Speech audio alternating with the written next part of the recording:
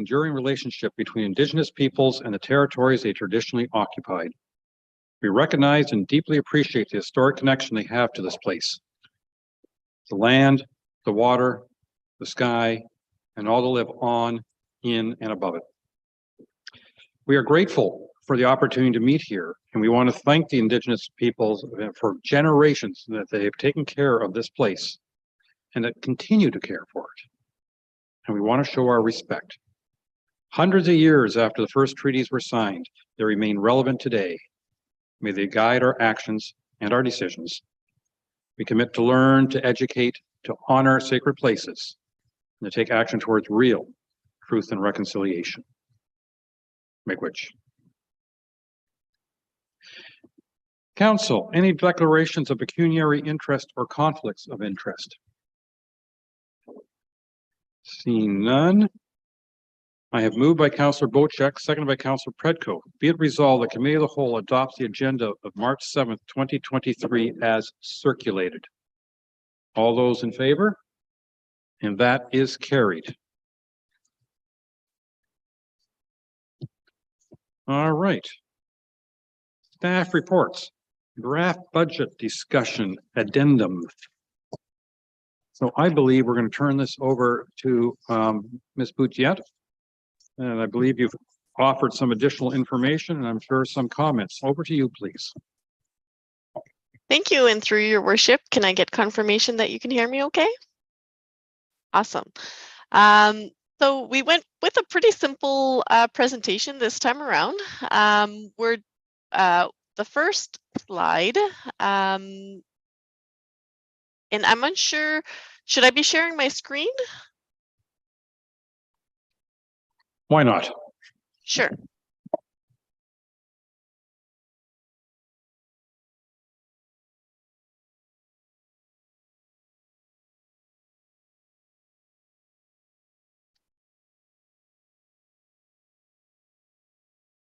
There we are. Can everybody confirm they can see my screen? I cannot. Yeah, we can still hear you. Okay. Is the clerk's department blocking you? No, I think I just need one more button.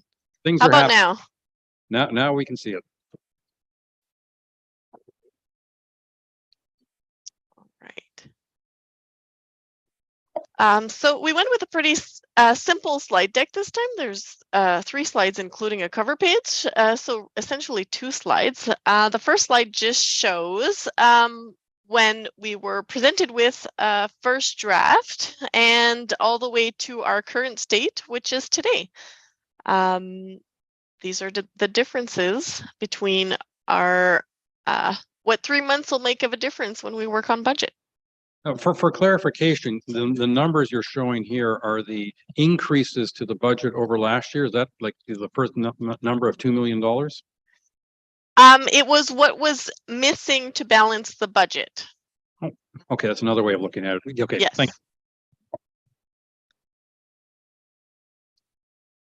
And the second slide, we've been asked at our last meeting to consider the options that council had appetite for of around $230,000, and also the additional savings that we found from draft 3, and to put that into a table with a few options. So option 1 would be fully funded, so no use of working fund reserves. Option 2 is using $200,000 of working fund reserve and in turn reducing the levy to accommodate it. And the third option is $400,000 of reserves and lowering the levy even further to accommodate for that. We had discussed when we discussed between draft 2 and draft 3 that what we budget to use reserves.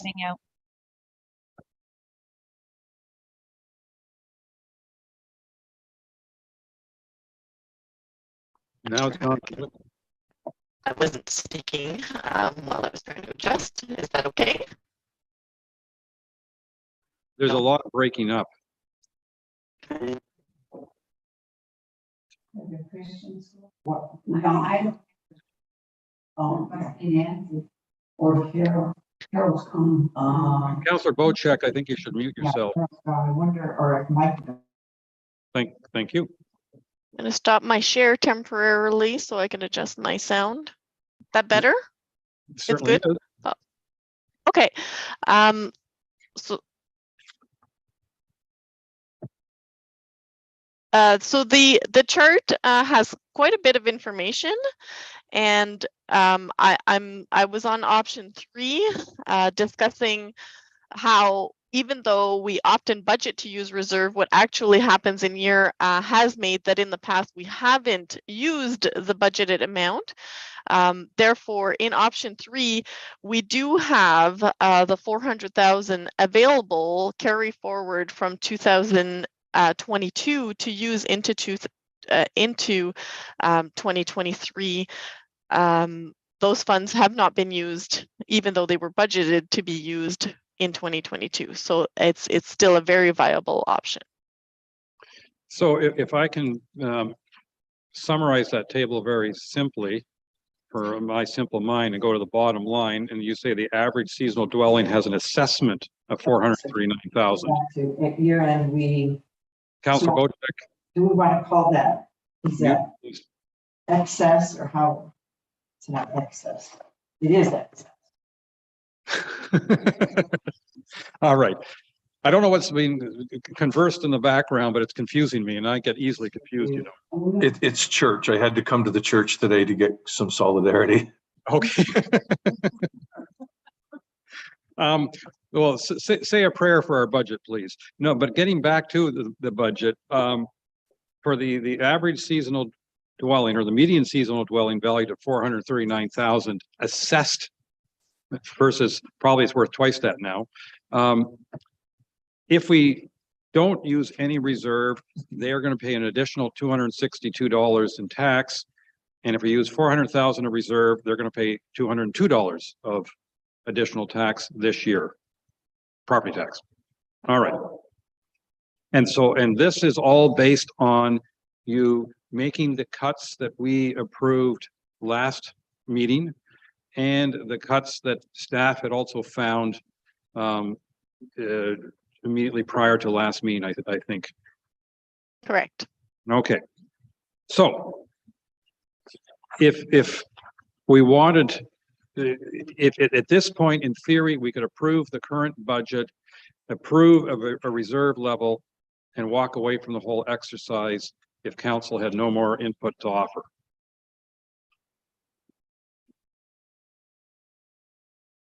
So, having said that, council, any further thoughts? And Councillor Hazelton, I see your hand first.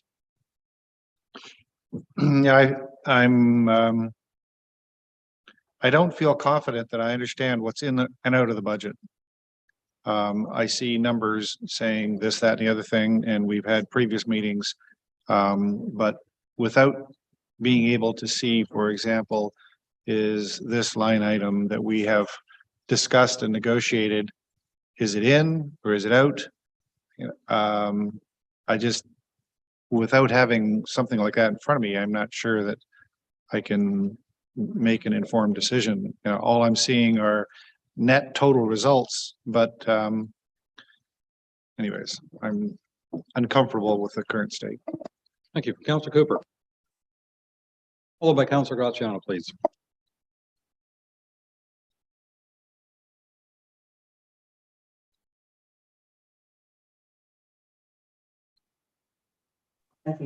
This is the best he's sounded in a long time. I'll put my speaker on. Thank you. I see on this agenda the item, but I don't have the report. Does it come in somewhere else? I know I've seen it, but I just. It was emailed yesterday afternoon, I believe. Okay, so it's not in the agenda. Yeah. So I have to go somewhere else.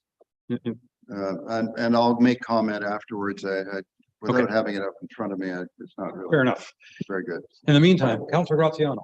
Thank you, Your Worship. I'd like to echo Councillor Hazelton specifically in that I'd love to be able to see a before and after.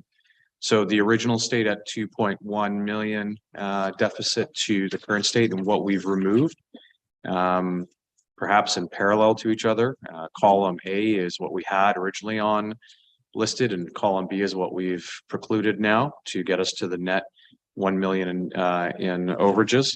The second comment to that, the follow-up, is I still, we are just partially past 50% of the way, just over the 50% marker and savings. And I feel that we can do a little bit more to tighten our belts.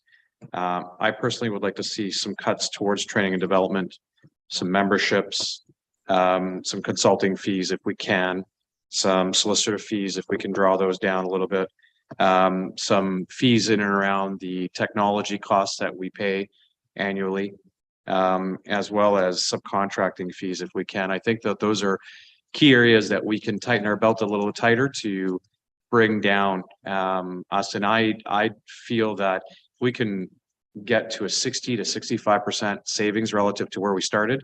I'd be very comfortable to proceed at that point. Thank you. Okay, I did point of clarification with Councillor Graziano before I go to back to Councillor Cooper. Sorry.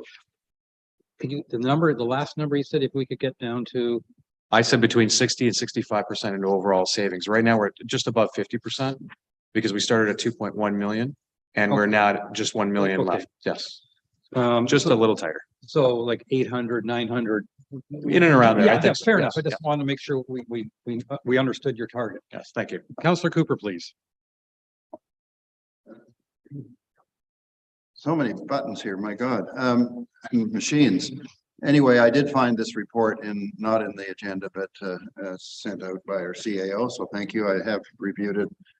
And I sort of am feeling similar feelings that we have still some more work to do. And I'm not so thrilled about using reserves, more reserves just to make our numbers look better.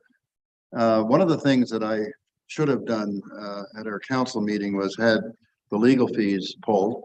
I think we have some pretty big issues that hopefully aren't going to be repeated next year, or this year, I should say.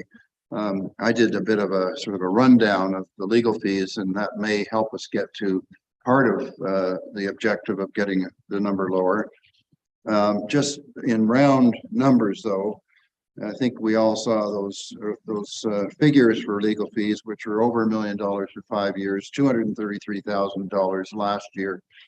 But on top of which, if you break it out by sort of category, legal fees, we spent under CAO 40,000, under council 105,000, under the clerk's department 125,000, under planning 7. These are round numbers, by the way. This is just me in my head.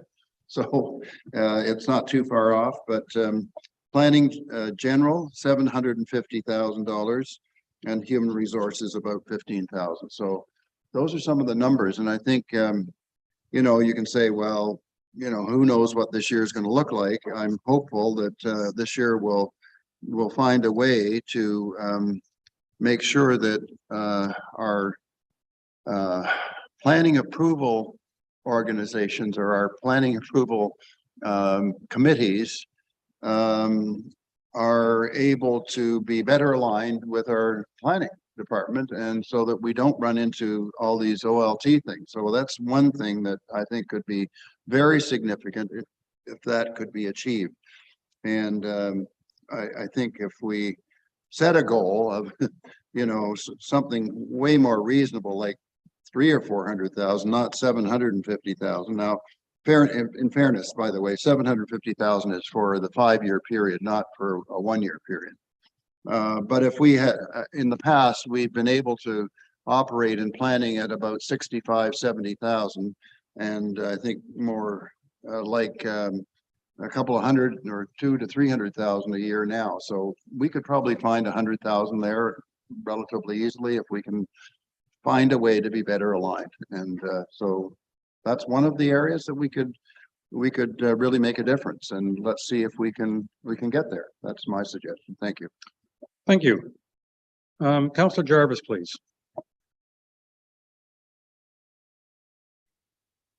Yeah, I'm finding myself in agreement with Councillor Graziano and Hazelton with regards to actually knowing exactly having a summary of where we made the adjustments to get to where we're at right now. Having said that, Julie, I think in the last iteration of the budget, you indicated that we would be pulling 363,000 or thereabouts from reserves. Do I have that correct? Through your worship, the number was close to 397 on draft 3, and the option 3 in the table today would be very close to that similar.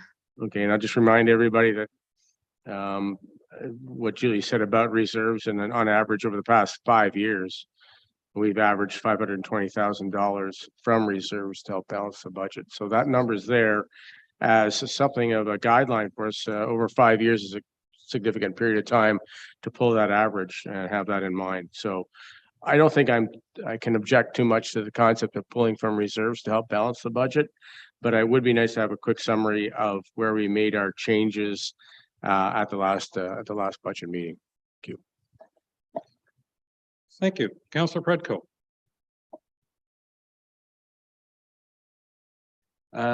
Thank you. So I just wanted to, from my perspective, if we are tightening numbers like, legal and consulting and contractors much more than what we've done so far, we will be in a position where we might need to pull reserves because we haven't changed our processes to eliminate the need for those things.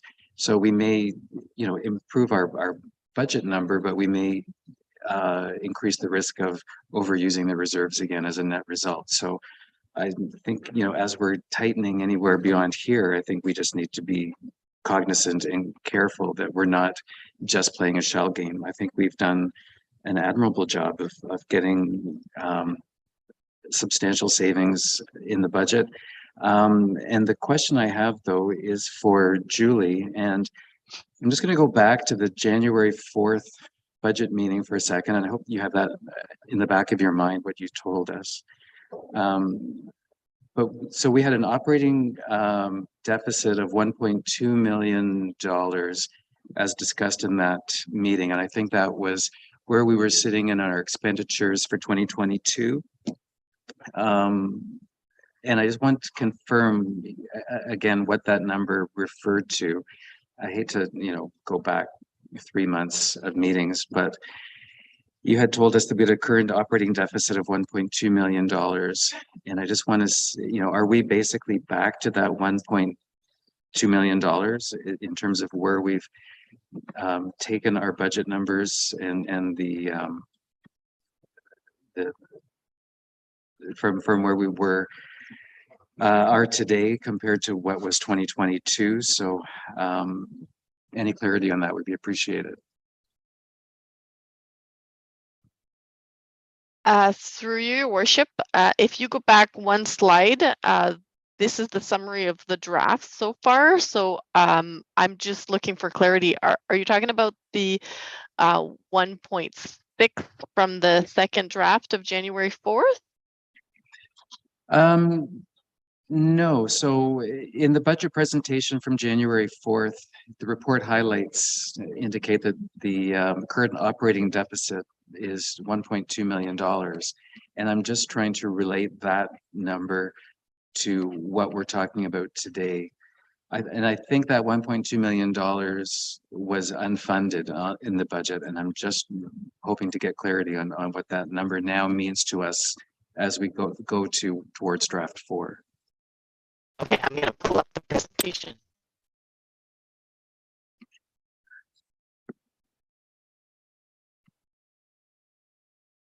Do you have the slide specifically? And it's the very first page of the staff report. It's under report highlights. It's the second bullet.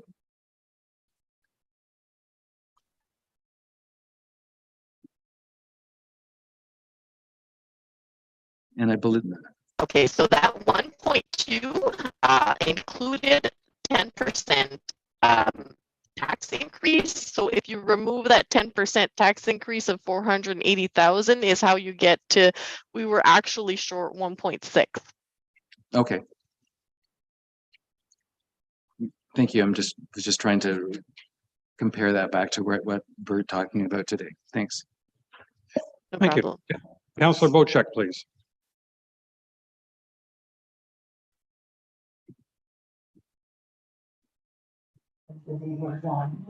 Thank you, Mr. Mayor. Julie, reviewing the report, I'm leaning towards option number 3, but I think there's still more work that needs to be done. My question are, the reserve that we would be pulling the funds from, what does that reserve sit at today? Through your worship, that reserve is currently at $3.3 million. Okay, and I would like to know what taking $500,000 out of reserve and how that would impact the increase we would need to look at. I think I don't want to switch back to it, but I think you said there was about a 15% overall increase at 300,000. I'm just wondering if it would be at 500,000, because I think, you know, by changing the behavior of the way we act at council and knowing what we're headed against in legal fees, etc., I really believe that we can contour and save money in legal fees, consulting fees, etc., and be able to repay back that money that we borrow from that reserve, you know, in a year's time type of thing. If everything, you know, if we concentrate on saving and not spending like we've done in the past. So I don't think we're getting to a final approval in the next couple hours. So if it's quick math, maybe we could ask Steve Jarvis. He seems to be the mathematician. But Julie, if you have some sort of idea, ballpark, if we did raise the amount that we borrow from the reserve, and what would that look like in the way of an increase to our taxes? I can do the quick math. For every 100,000 of reserve, that's a $15 reduction in taxes for the median seasonal dwelling owner. The bottom line, if you will, that we have here, for every 100,000 in reserves that we use, that's $15 taxes, property tax saved per average median cottage owner. Medium cottage owner. Okay. I mean, that's ballparking, but that's darn close. Yeah. So in light of that, I agree with Councillor Hazelton and Councillor Graziano. I think we are moving quickly in the right direction, but I think there's still a little bit more to go, and we need to find those savings. And once we get to that point where we found all our savings, then we can look at the amount that we can steal from reserves and come up with a repayment plan. Because I know everybody here is talking about numbers, where we would like to see the budget be with numbers. That's important. I would like to see the tax increase not exceed 12%, if possible. And that's where I stand today. And how we get to that point is going to be figured out by all of us in our finance department. So let's see where we can get to. CEO Mariotti. Thank you, Mayor Kutsia. Just to reiterate, we and to Councillor Predico's point, we have reduced in the budget our legal and planning fee expenses. And as I'm talking, maybe Ms. Bouthelet can bring that up. But the actuals in the past have been higher than what we've budgeted for, because we do hope, as per Councillor Cooper's comment, that we can try and reduce these costs. However, as Councillor Predico has pointed out, we're still in rebuilding phase here. So we've trimmed a lot of the fat. Part of the exercise that we did, I think last Wednesday, was we went through that list, and we're at the point now whereby any further cuts, now we're talking about what kind of level of service do we want to also, you know, reduce to meet that final few thousands of dollars. In the top row, you'll see the overall tax rate as well that our ratepayers will be paying, not only just the township's portion. So we're at option 3, for example, we're talking a 6% overall increase to our ratepayers, which is not really out of line with a lot of other municipalities out there, considering the post COVID effects. So yeah, we're pretty much down to the wire. We've trimmed back where we can. We've been aggressive where we can. There really is no leeway. We've taken into account the fact that there is a certain vacancy rate of staff. However, if we are fully staffed, that fat is no longer there, and we would have to draw from reserves at the end of the year.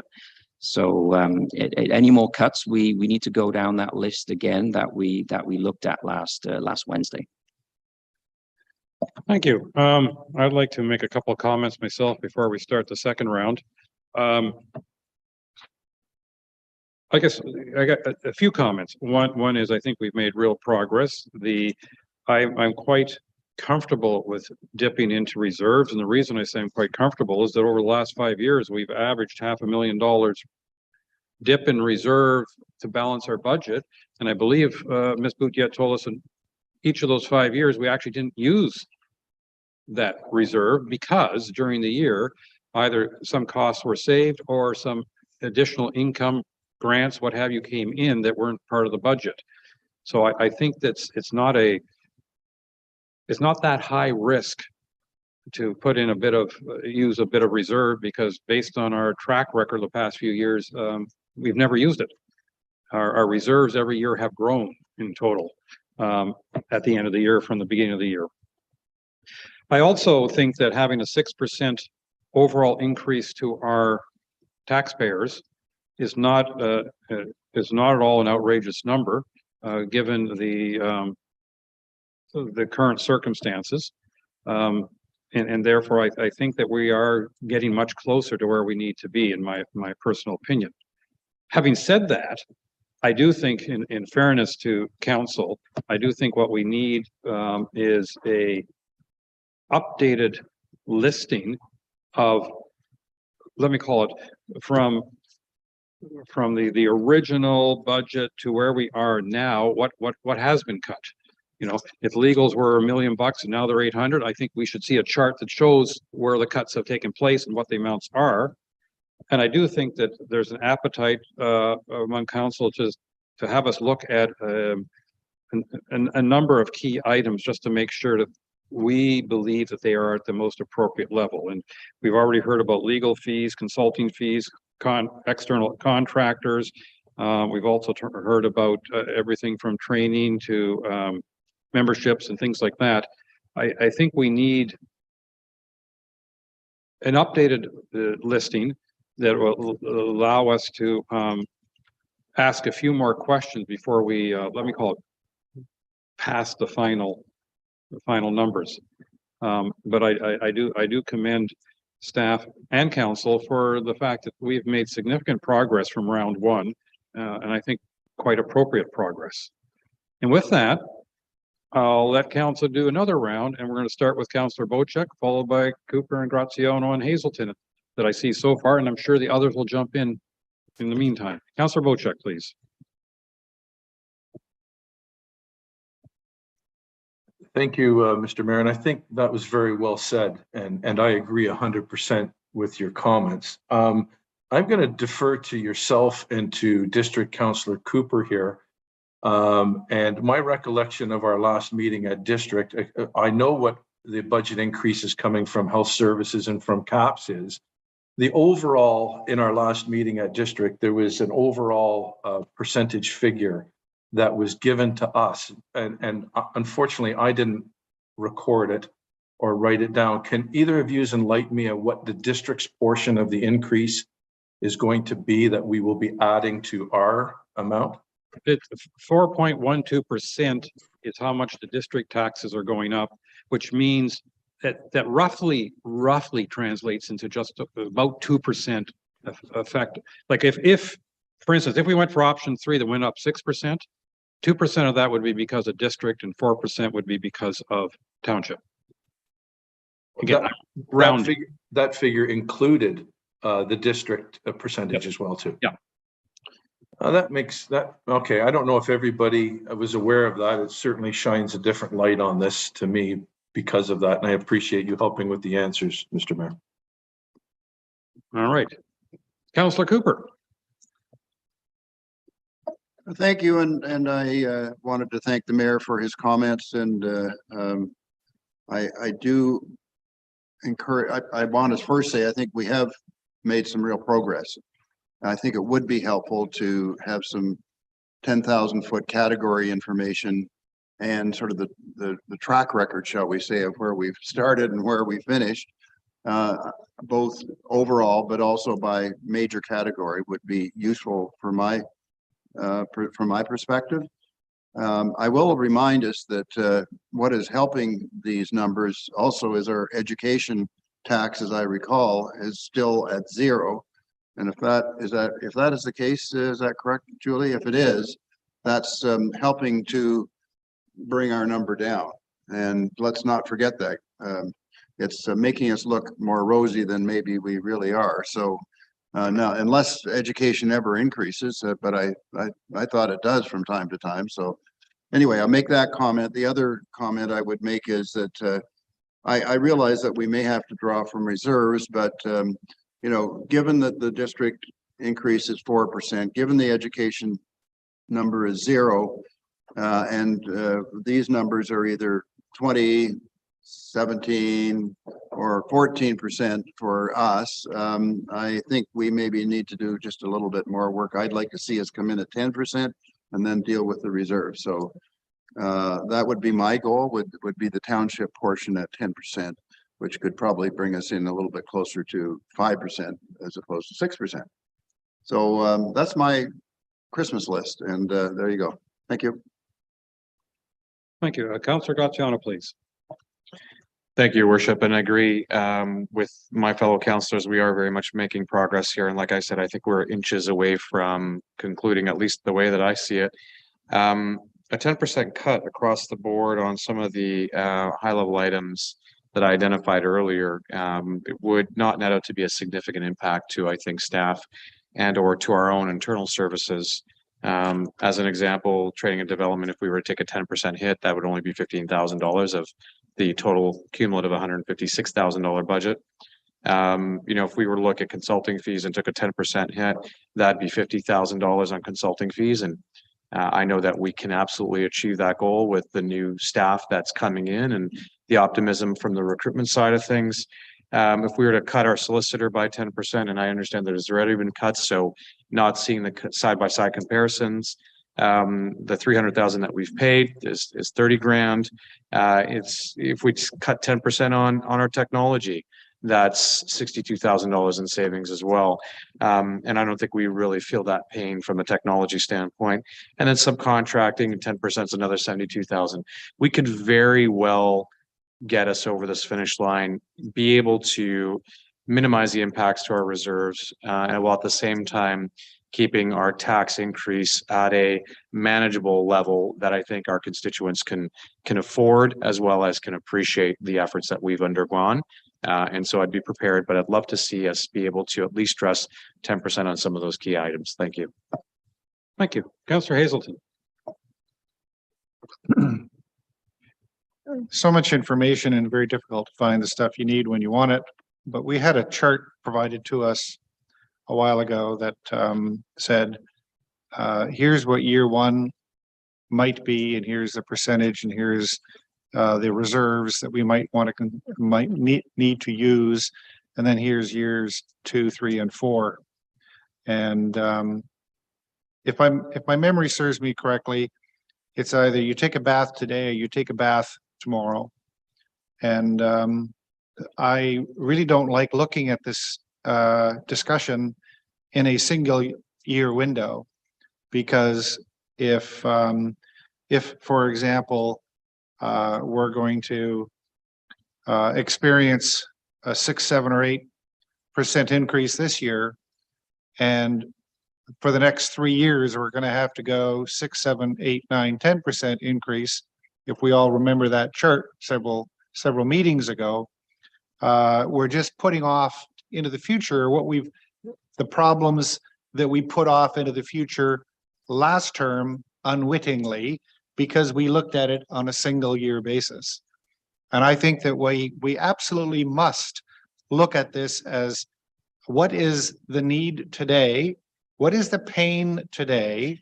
And what is the pain going to be in years 2, 3, and 4? And without that perspective, I think we are at risk of making the same mistakes that we made last term, where we allowed ourselves to be convinced that we needed to have really small increases like 1 or 2% or 3%.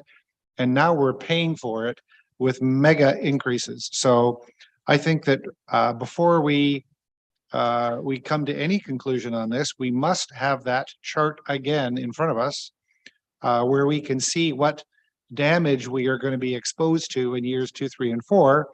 And if that means we have to take a big step and go with a 16, 18, 20% increase at the township level this year to offset reasonable increases in the future years, then I think we need to have that conversation. But right now, we don't have that chart in front of us.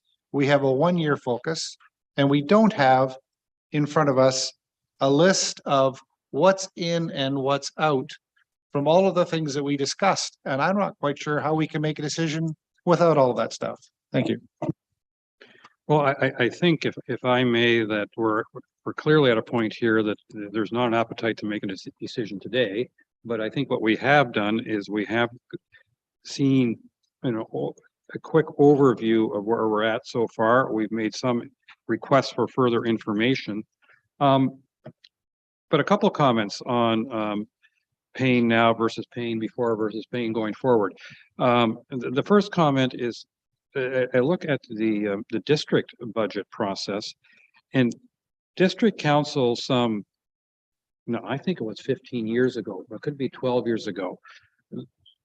They went, and I wasn't there at the time, so allow me just to summarize. They went, oh crap, we're going farther and farther in debt.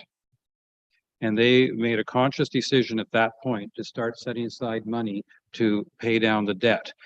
And at this point, their reserves for capital reserves is significantly higher than their actual debt at this point, which was not the case 12 years ago. So they made the decision to be very responsible, which meant that every year the residents were paying a little bit more property tax than they had been in the past, because they were setting aside more in their reserves. I want to point out that even though, yes, we should, in hindsight, maybe we should have added an extra couple of points to our tax increases some years in the last term.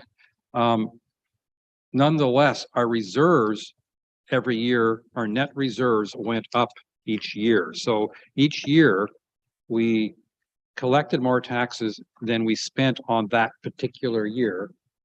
Once you take into account the various grants and whatever that we received. So, it wasn't, we weren't digging a hole deeper and deeper, but perhaps we weren't building the mountain nearly as high as we should have, if I can put it that way. I mean, I don't want to get myself in too much trouble here, but so I don't think we were that, I'll call it irresponsible. But I do think that, having said that, to me, if we can do a little more trimming, I think that would be a good thing. I think we also need an update as to where we're at, what we have done.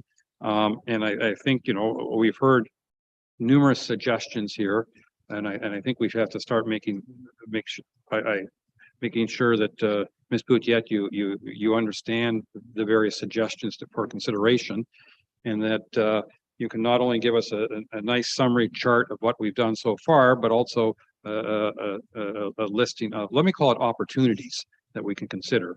And I'm hoping with the next meeting, we can, whenever we have that we can actually say, all right, we've done enough, let's go forward. With that, Councillor Predko, please. Thank you, Mayor. And I guess my comment is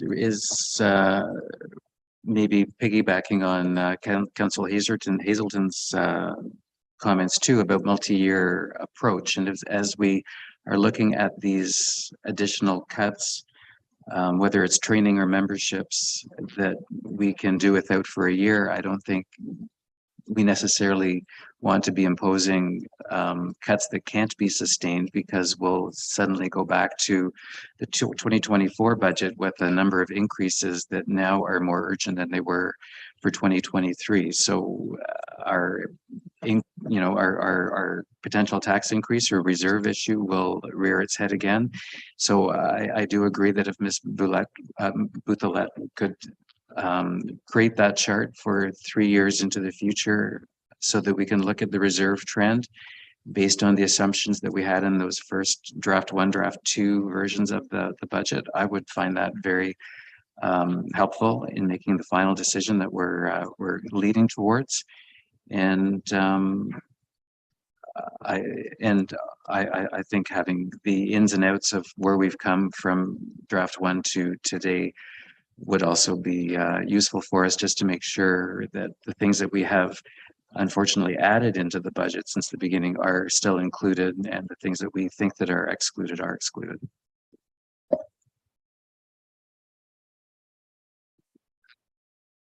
Councillor Cooper, please.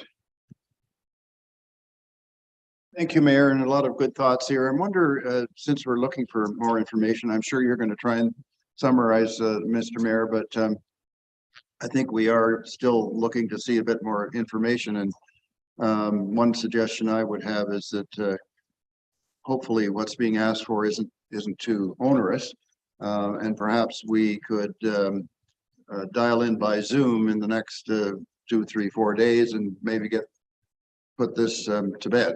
So that would be my suggestion at this juncture. Just a suggestion. Thank you. All right. What I'm going to do at this point is I'm going to start creating a list of items. And for the next couple of minutes, but only the next couple of minutes, anybody can freely shout out, so to speak, what they're thinking.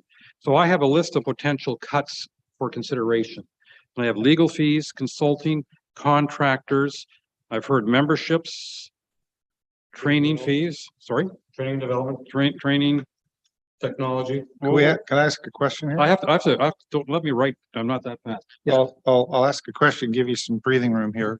Well done. My understanding is that legal and planning costs in the budget have been reflective of what we expect to happen this year with new staffing structures and not a replica of last year. Could someone please confirm that? In other words, I don't think we're looking at numbers like from last year and potentially having huge savings from those numbers. I think we're going to try to aspire to new numbers, but that's not going to be opportunities for significant savings from the budget. Julie, Greg? Yeah, I'll turn it over to Ms. Bouthillette, Councillor Hazelton. Maybe if Ms. Bouthillette can give us the numbers for the 2022, how much was budgeted for planning and legal and how much was actual, and then for 2023 what we have budgeted for, just so that council gets a feel for kind of the relative aggressiveness that we've built into this this budget. That'd be great. And in addition to that, we're 25% into this fiscal year. It's already a quarter over. Perhaps we could get the figures on what we've spent in that department thus far. And if we keep up our same pace, then we could times that by 4 and figure out where we're going to end up at the end of the year. And I think we've done a very good job thus far controlling costs on legal and consultations. And we could get an idea of where we're headed because we only have 3/4 of this fiscal year left.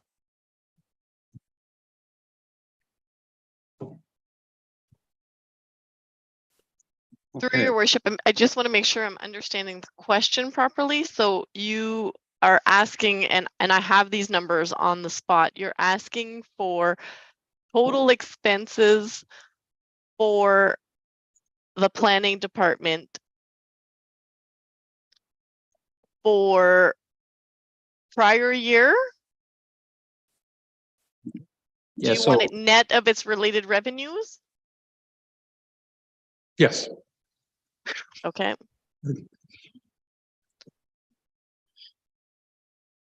So the actuals, and these are not audited, and we are still working on making sure all invoices are entered and accrued for. So we've actually spent $960,000. The budget for last year in its entirety was $760,000. So we're $200,000 over budget. And sorry, my bad. Let me restart that. 960 is accurate. The budget for last year was 626,000. And the budget for 2023 per draft 3 is 760,000.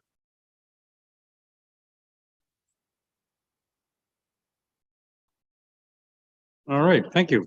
That certainly gives us a scale on those numbers. So it is increased from prior year budget wise, but our overage in actuals has explained why our why we needed to budget more. Yeah. All right, thank you.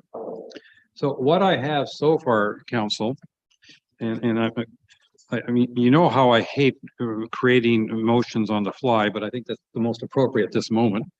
I have, be it resolved that staff be directed at the next 2023 budget review to provide council with one, a summary of changes to date.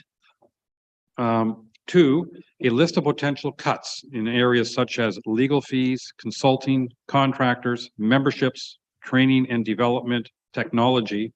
And three, a 4-year forecast. That's what I'm calling that overview. Ms. Boutier. Through your worship, can we say that the comparator is from draft 1 so that it's clear that I'm not doing multiple columns and that some current changes to date from draft 1? Yeah. Yep. Okay, absolutely. Your worship, if I can Yes. add to that, if I may. Absolutely. That's the whole idea of this.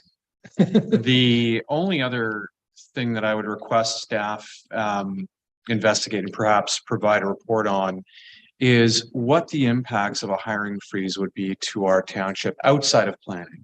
So excluding planning, if we were to consider a hiring freeze on some of the open positions that we have, what would those impacts look like to our township and services for the next few years if in the event that we were to implement the hiring freeze? Thank you. All right. I have Councilor Hazelton, one more idea. please. So we had, in all the talk about finances and the pain, there has been perhaps a little reluctance to look at adding something in.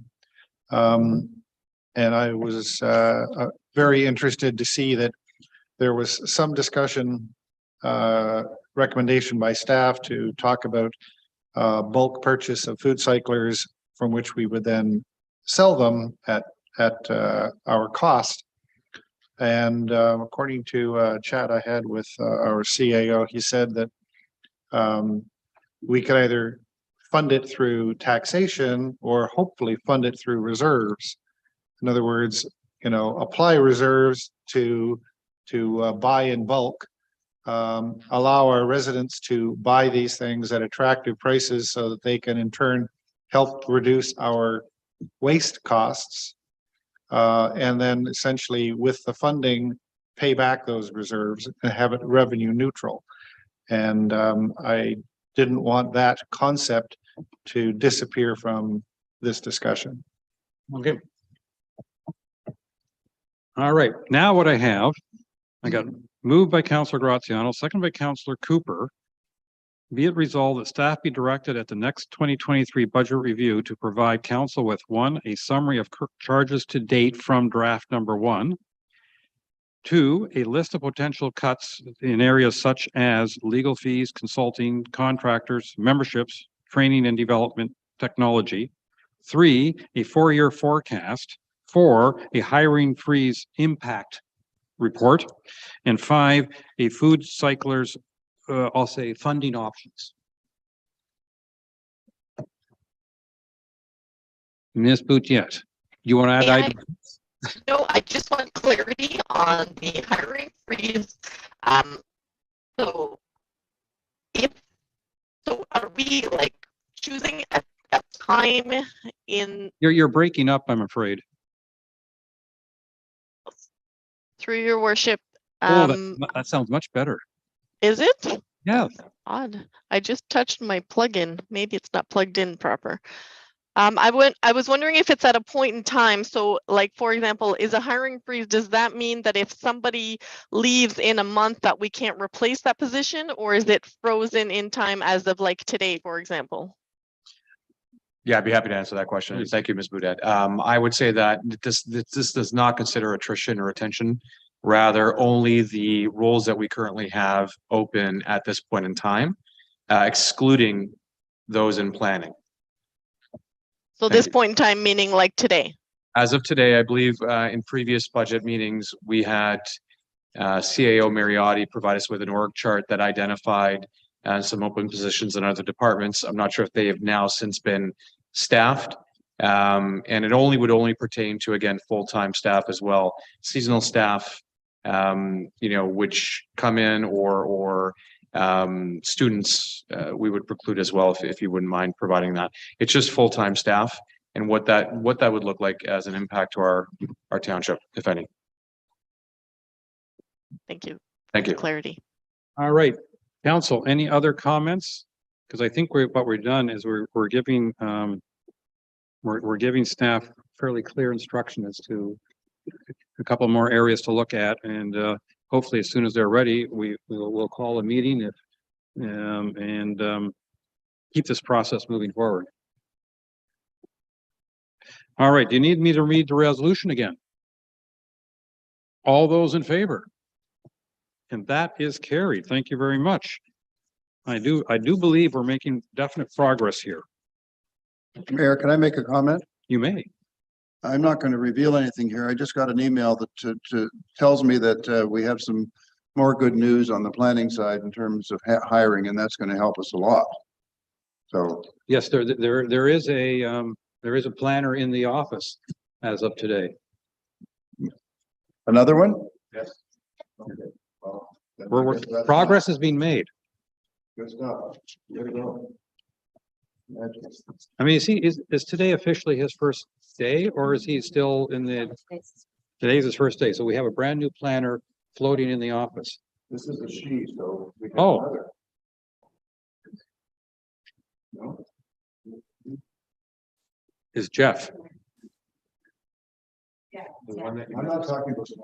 Oh, there may be another, maybe, should we all be reading our email? Or- Oh, I didn't get any. yeah, apparently. Rumors fly fast and furious.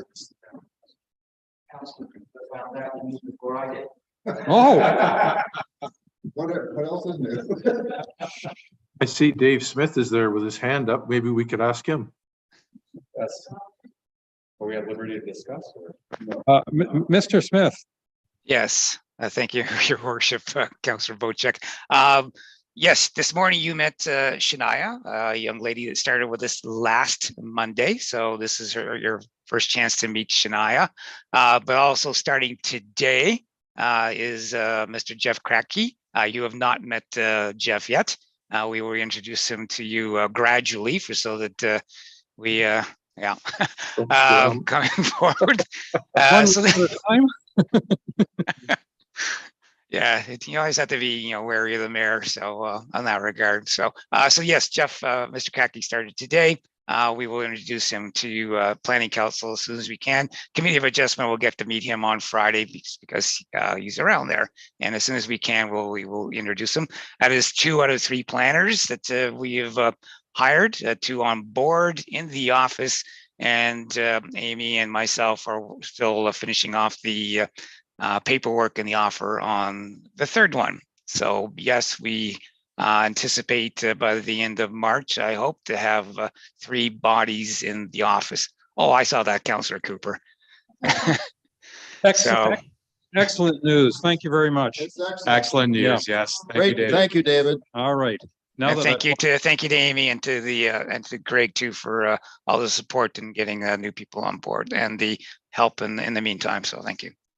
all right. So we're getting somewhere, and I think that's terrific. Buy that guy a lunch. Well, no, we're not going to lunch quite yet because we have one more topic. Sorry. Nice. If I understood you correctly. No, I said, let's buy him a lunch. Okay. Yeah. Okay, our second item on our agenda, and this is under new business. Councillor Cooper, you're bringing forward a modification, I believe, of what you had offered to us last month in regards to a new committee on community plans. If you would be so kind as to share with us the changes from last month, please.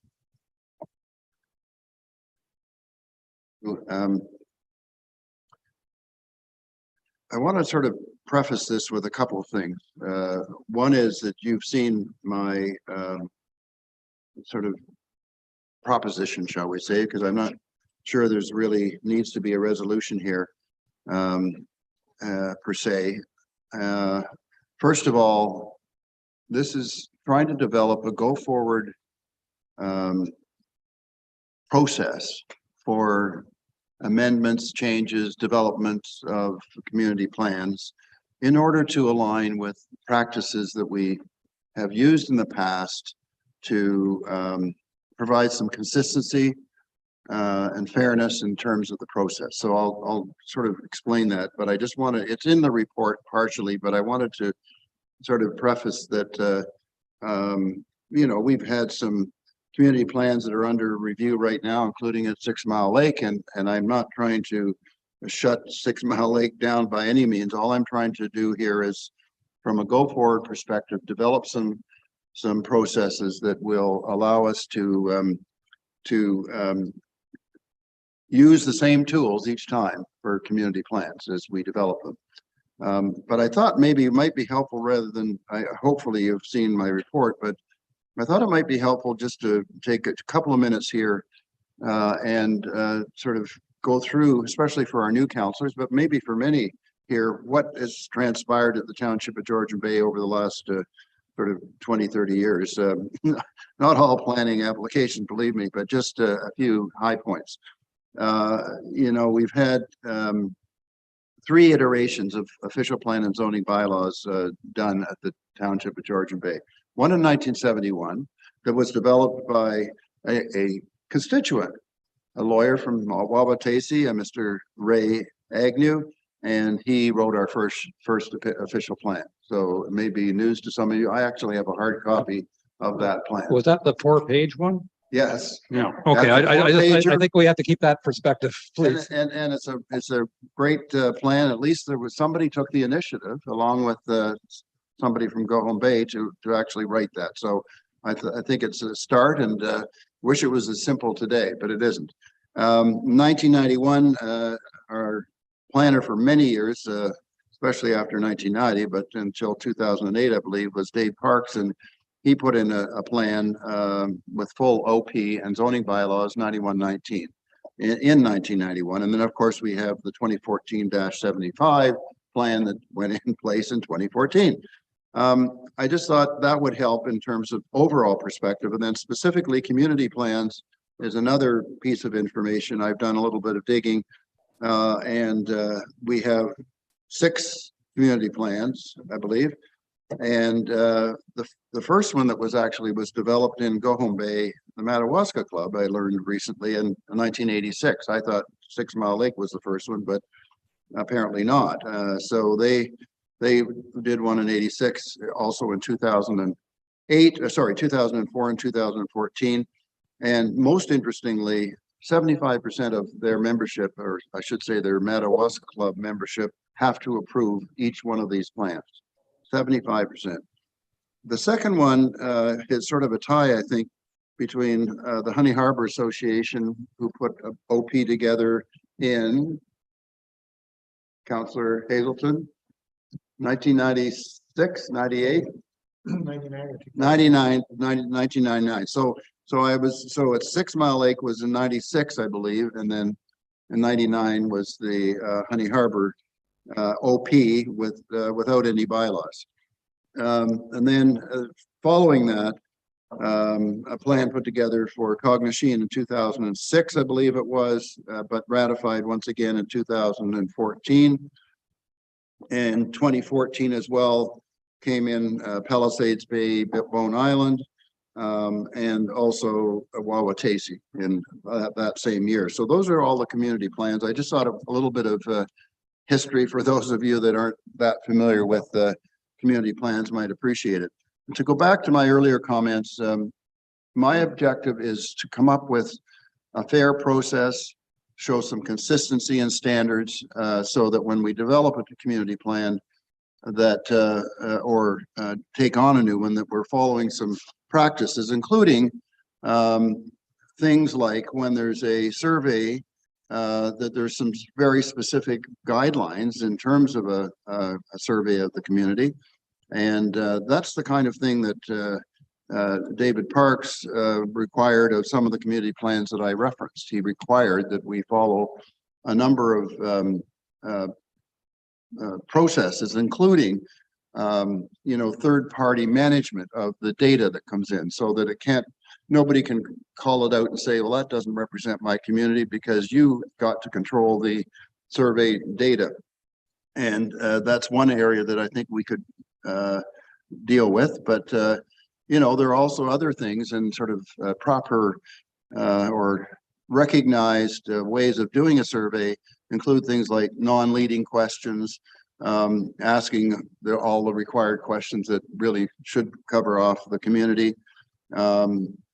I think there's some other guidelines that planners would give you that are familiar with community plans, including, you should be looking for at least a 30% or try and have a 30% participation rate. And then under the participation where the questions are answered, you need to have at least 50, but probably better like 60% plus in terms of the responses to each one of the questions, so that it's very clear where the community stands on various questions. So that's sort of a few things that I can think of, but I'm not a community plan expert. And what I was hoping to do is to bring together not a committee, but an advisory group, an ad hoc advisory group of people that have been involved with community plans. I've made a rather extensive list of people that could contribute who have been involved in making them, and just ask them to give us some guidelines as to what they used for their community plans, so that going forward we can go through, make a recommendation to council and to the planning department to review some of the criteria that are being suggested. And I'd like to see that happen sooner rather than later, because it's really just as I said, sort of a working group, an ad hoc committee. I can name some of the people that would be helpful to this. There are people that, for instance, that sit on the Committee of Adjustment at the moment, Mr. David Matthews, who... Councillor Cooper, I think before you get too detailed, Yes. I would like to do two things. One is see if we can find a seconder for your motion. And then two, let council ask their questions or make their comments in regard to this. I think if you start naming people, we're getting too detailed at this point. Well, okay, that's fine. I just wanted you to know that there are about 12 people that I've targeted that could do the work. Okay. It's important to recognize that. And I'm not even sure that I need a resolution per se. It's not a committee of council.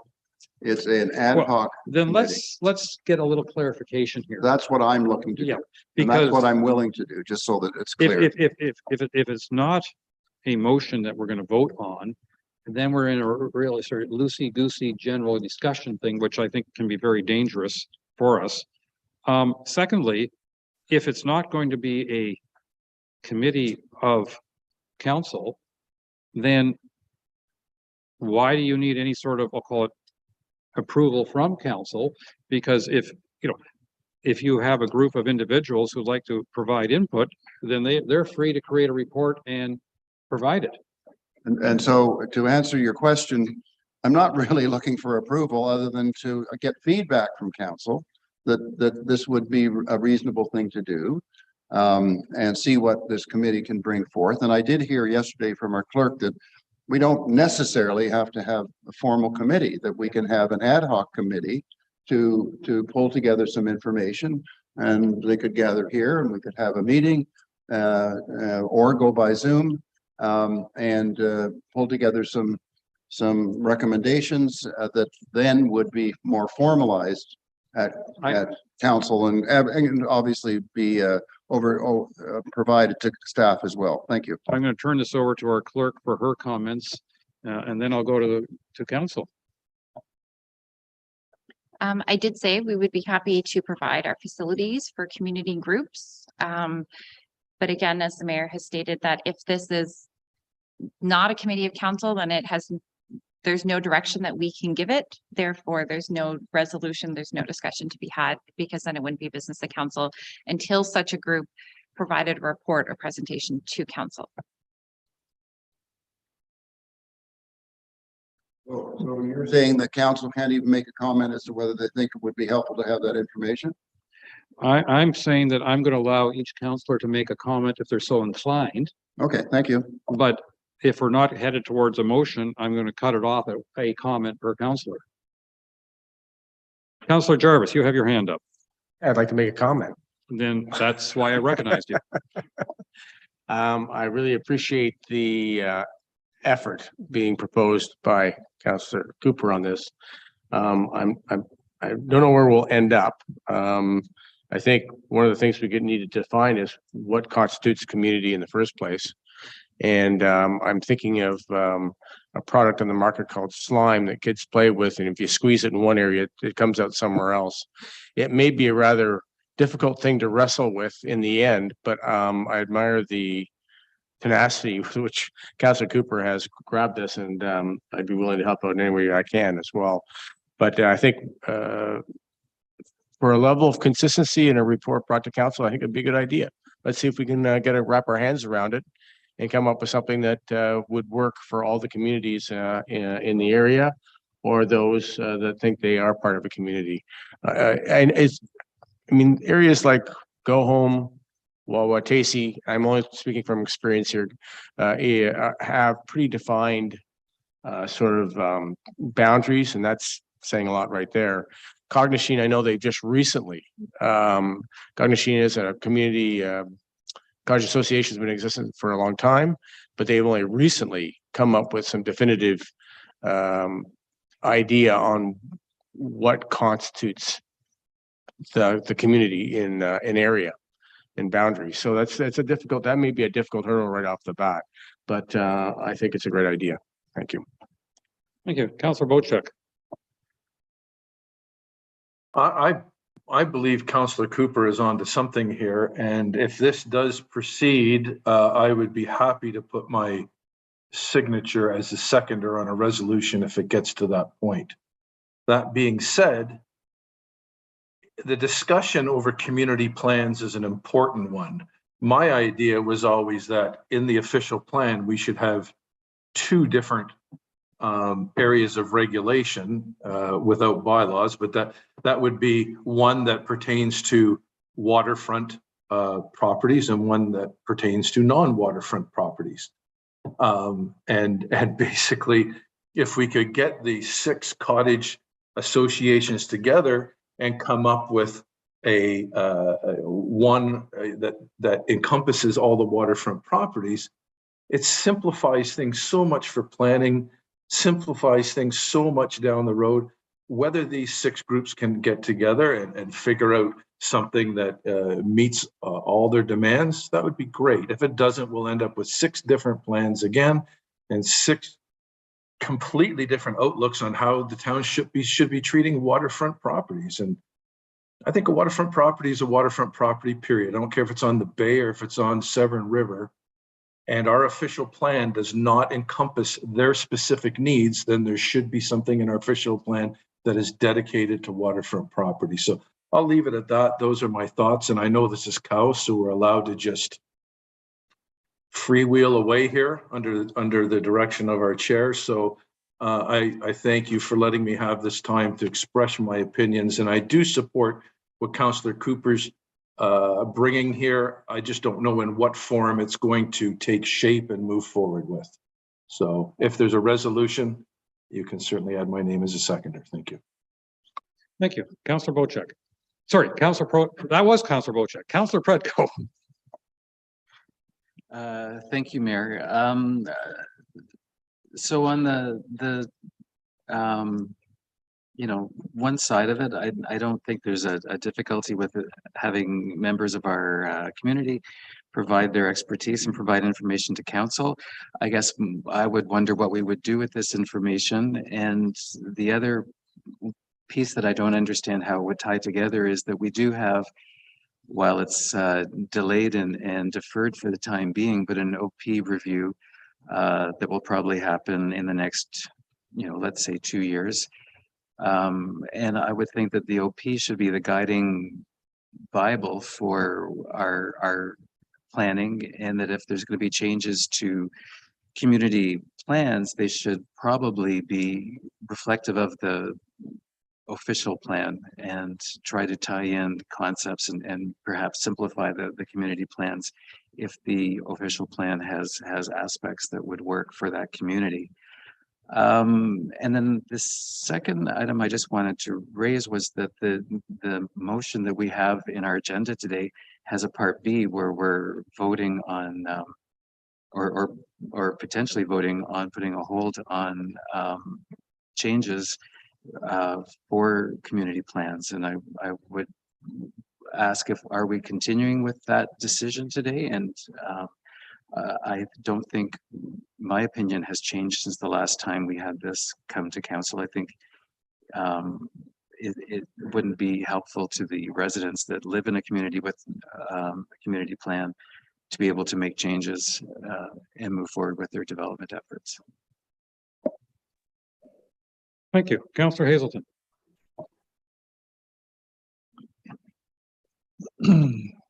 You probably heard me use the term terms of reference before. And I think that phrase is very useful in the context of what is being discussed here. Without a good, clear terms of reference for anything, you often end up with garbage, junk, or an outcome that isn't optimal, or you spend a lot of time doing things that you ultimately could have done better if you had a clear terms of reference. And I'm going to give you a couple of examples. And sadly, these are things that I have been involved in, and they haven't come to full circle. But when I was up in Go Home Lake, I was tasked by the Go Home Lake Cottagers Association in surveying the lake community, and I took it very seriously and went and got help from the Georgian Bay Association and crafted some surveys. And we came back and we had a pretty clear picture of what the people in Go Home Lake wanted in the way of a cottaging experience.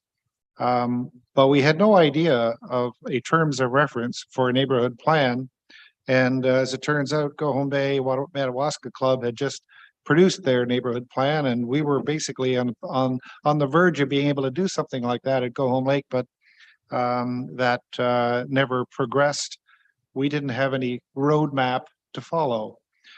Came down to Honey Harbor and once again got involved in the process of Honey Harbor trying to create an official plan. As I now understand it, we did an enormous amount of work in creating a neighborhood plan, an OPA amendment, but we weren't coached and skilled in following the path to complement the OP with zoning bylaws. It put it into strength and had teeth in it. And so we ended up with a weak OP.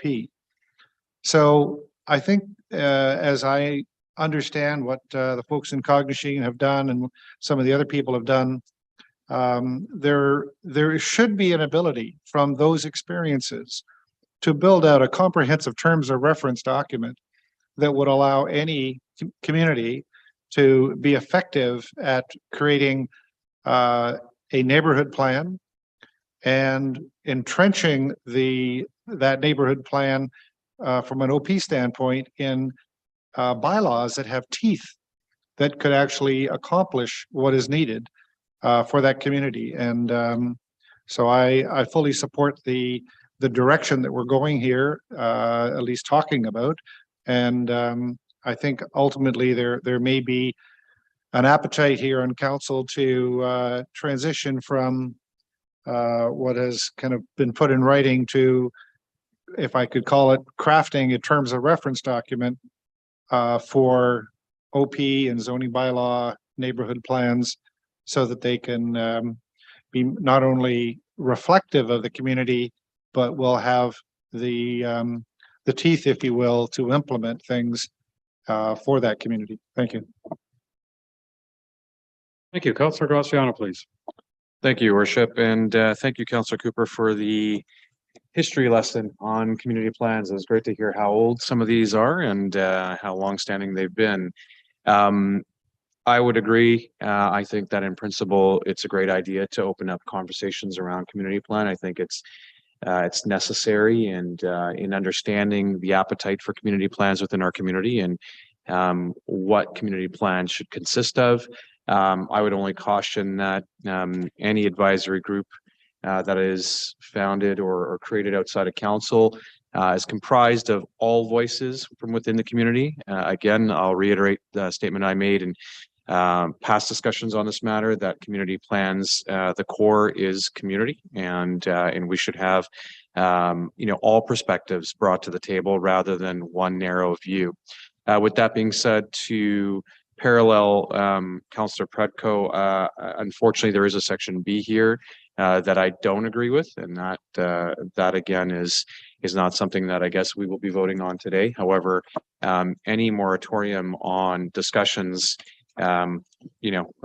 for some undisclosed time is not something that I'd be prepared to vote on as an approval. Thank you.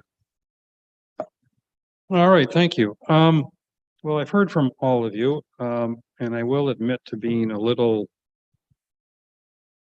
confused in that either we're creating a committee of council or we're not. And personally, I'm against passing a motion that was crafted for us for a couple of reasons. One is the first part of it, be resolved that township liaise with the various waterfront communities. That's not a very firm term for creating a committee. And B, that we defer requests to amend any community plans, that I would not support at this point. However, absolutely, I think that if a group wants to form and put together notes on how to, their suggestions on how to better create or improve community plans, and if they ask for some, to use this room, for instance, to do some of that work, I don't think we would have too much difficulty with that. I'm just very concerned that if we create a formal committee, we're creating a headache for ourselves. And while I greatly appreciate that Councillor Cooper has a dozen people who might volunteer for such a committee, I'm concerned that it may not be a fully balanced group, in that if everybody jumps forward who are keen on waterfront communities, what about the group that are not? And we know there are some people out there who are not. If we create a committee, we have to be very careful that it's a balanced committee. I heard Councillor Cooper a number of times suggest that, well, maybe we don't need a motion. Well, if you don't need a motion, then we don't need really a discussion in council, and we should just simply say to our residents, which I would say with great emphasis and enthusiasm, if you would like to provide input, please do so. I think we need to be open to the input and the information that is available, the knowledge, the experience that our residents have, if they would like to offer it. What I'm going to at this point go to Mr. Smith to get his comments, and then if Councillor Cooper wants to make a couple of brief concluding comments. But my sense right now is that we've had a discussion that we will not call we're not going to try to refine a motion and call for a vote on that, because I don't think we have enough of a sense from this council of what they want, and that other than we definitely appreciate input. Mr. Smith, please. Thank you, Your Worship. I think you've really hit 99% of what I would have said to council as a whole. What you just said there. I will speak specifically, however, to the second part of the motion, if it were to be placed in front of you, that the planning department will continue to process and applications for community official plan amendments, whatever it is, raised, brought forward, whatever by individuals or groups, regardless of a motion. You can, as far as I can see, is that the motion would prejudice your decision already, regardless of an official plan amendment that would be brought in front of you, for good or for bad, in your opinions. So I can tell you that we will, regardless of that, we won't be deferring them at the staff level. We will process them. We will schedule public meetings. We will put recommendations in front of you, at which time you would obviously provide your own council's own direction in terms of that kind of changes to a quote unquote community plan. In terms of where you go, yeah, we will always be open to comments from the community groups, community individuals, Chamber of Commerce, business groups, environmental groups, you name it. We are always open to hearing from them in terms of when you open up your official plan for its review or new direction in terms of where things should go, shouldn't go, changes, et cetera, and we would hope that we'd be able to put some kind of process in place with you, as you talked about, where it's terms of reference, whatever it is, for when we go to do a 5-year review or whatever you want to call it at that time, with probably an external consultant, considering the complexity of some of the issues you've raised already. And the last thing I'll say is that you know already you don't have a simple OP and you don't have a simple bylaw. I don't know how much more complicated it can get, but I certainly hope it doesn't get much more. Teeth-wise, you're not going to find any additional teeth to say that, oh, we're going to stop this. We're already open to zoning amendments, as you heard this morning, on a whole bunch of things. And whether or not you're looking to have 6, 7, 8 different communities versus a official plan for the township of Georgian Bay. I heard one councillor speak, to that kind of concept. I don't know where that's going to go, but we're certainly not going to prejudice where you want to go in that discussion as we raise as we bring a 5-year review to your attention and hopefully in 2024. Thank you. Thank you. I'm seeing lots of hands raised, but I don't really want to continue this discussion at any great length. Okay. Well, I'm going to allow, if you can wait your turn, I'm going to allow people to make 1 or 2 sentence remarks, but I'm going to start with Councillor Cooper because he put this on the table. But I'd like to see us conclude this one way or another fairly readily, because I also want to point out that we discussed this for 45 minutes a month ago. And so I don't want us to be wasting all our times by going in circles. So Councillor Cooper, back to you for a couple of brief remarks.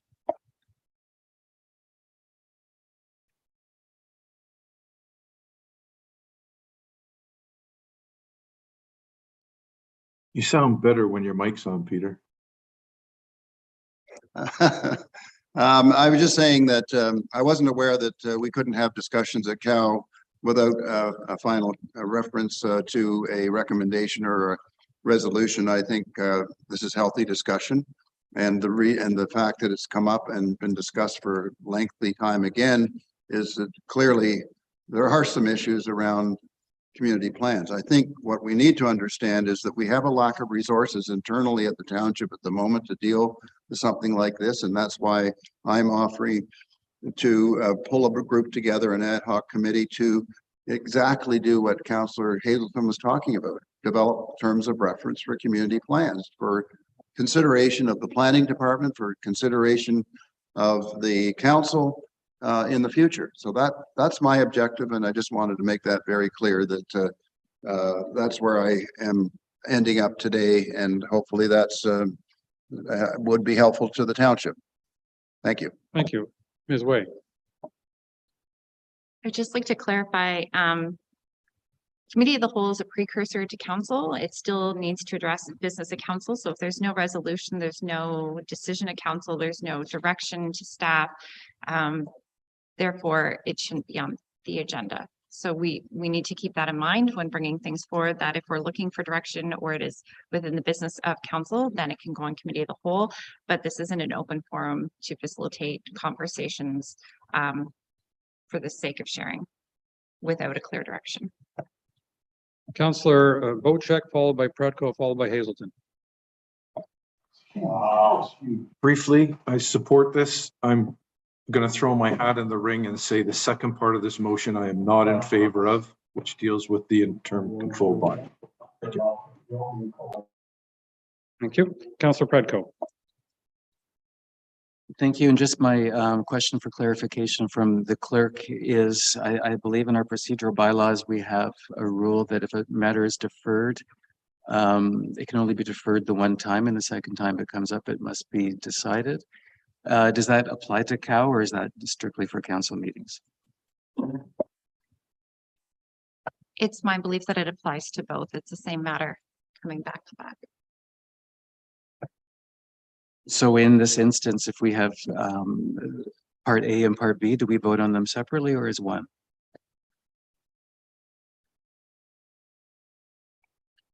That's a decision that council to decide if you want to separate them out. It would be my advice if something is controversial, then separating it out is sometimes easier to get the one thing dealt with and withhold the other thing. So I could maybe comment. Councillor Cooper.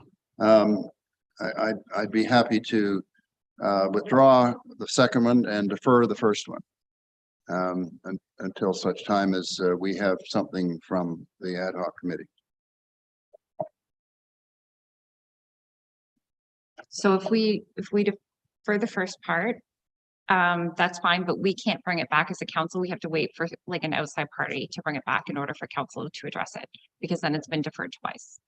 So maybe we should just, so if we defer it, we don't have to, do we? Well, but if I understand it correctly, if it's withdrawn, we don't even call the vote, then that nothing prevents you and your From coming ad hoc back. committee coming up with a report and presenting that report to council sometime in the future. So we don't want to defer. I don't want to defer. I want to be able to come back to Yeah. council and say, here's some of the findings. Yeah. And here are some terms of reference. Yeah. So I'm withdrawing Okay. as a whole. Yeah. Okay. And Councillor Hazelton, you did want to make an additional comment, I believe.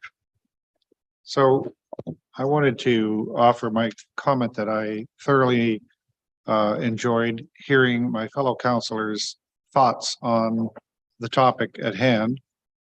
The fact that we don't have a resolution to approve, I think is irrelevant. I think that as council, we need opportunities to discuss things that are relevant to our communities. And I would sure hope that we get this issue from yesterday resolved ASAP, because to me, whether we sit here in the council chambers and discuss things openly as we have, or whether we have a barbecue and discuss things openly as we might, the end objective is we are learning from each other and educating each other. And I think this is critical to an effective council. Thank you. Thank you. Councillor Graziano. Yes, and actually, I was going to ask the question of the clerk if in the event that we are unable to have conversations at this point until legal advice has been returned and the matter comes back before council, what is the proper format for us to be able to, as a collective, ask and have these discussions that don't require resolution, but still would be a discussion for council to determine whether there would be an appetite for future information to come back to council? Ms. Wade. Council's wishes to have informal discussion about information is not how the municipal council democratic process is set up in the province of Ontario. What you're asking for, how you want to carry on and conduct your business, I understand your approach and your thought behind it. My job is to provide you guidance based off the legislation and the laws in which the municipal structures are set up. There is not an opportunity for what you're asking for within the municipal council process. Maybe there is in other areas, maybe there is within other jurisdictions, but as a whole, across the province of Ontario, that's not what you're permitted to do. You're here to make decisions on behalf of your constituents, which means you need to make decisions. You can only have discussions that are based off the municipal business. Not information that may be nice to have, not information that may be helpful, maybe sometime in the future, but you are to make decisions off a democratic process, which means being provided with information and recommendations from staff, having a decision to vote on, and making that decision. I understand sometimes something may come forward, such as today, that's deemed to not be relevant at this point in time. It may come forward in the future. And if there is information that you want provided, that is what the new business opportunity is for. That may be within the realm of the business of council, but it is not there as an opportunity for council to bring forward any and all information that they may deem to be relevant to have a discussion about for the sake of sharing information.